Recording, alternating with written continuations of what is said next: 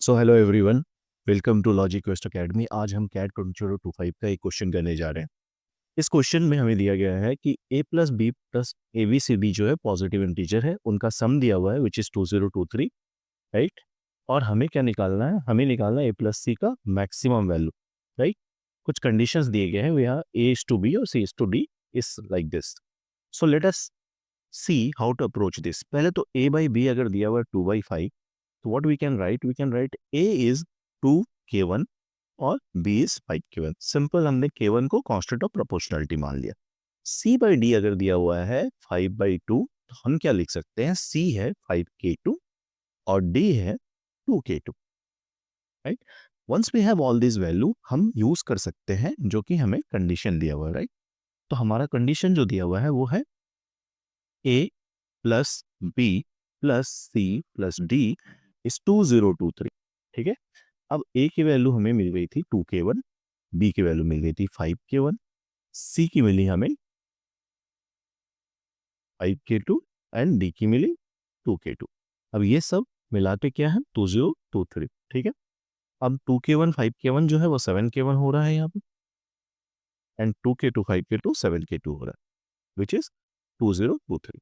अब इसको सिंप्लीफाई करेंगे, 7 कॉमन जाएगा, k1 प्लस k2 हो जाएगा 2023 डिवाइडेड बाई 7। अब ये आता है हमारा कितना? 289, ठीक है। अब हम बढ़ते हैं आगे। हमें क्या करना है? निकालना है a प्लस सी का मैक्सिमम वैल्यू।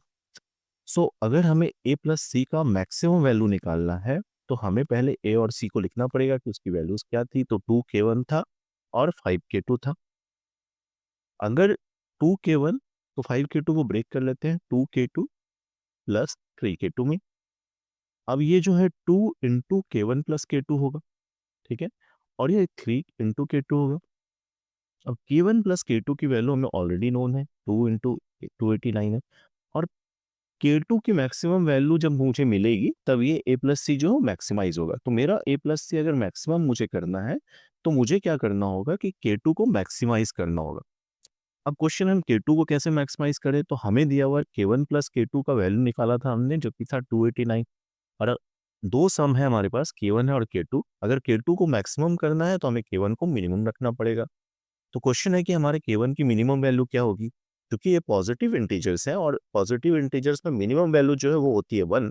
तो मुझे k1 को 1 लेना होगा। अगर क्या k1 को 1 लेता हूँ और दोनों का सम 289 है, तो मुझे k2 की वैल्यू मिलेगी 288। और मैं इस वैल्यू को यहाँ पुट करूंगा, और जो कि अगर मैं कैलकुलेट करता हूँ तो आता है 1442। सो मेरा जो आंसर है वो होगा 1442। This is your answer. Hope you like this video. Please like and subscribe my channel for more. Thank you so much.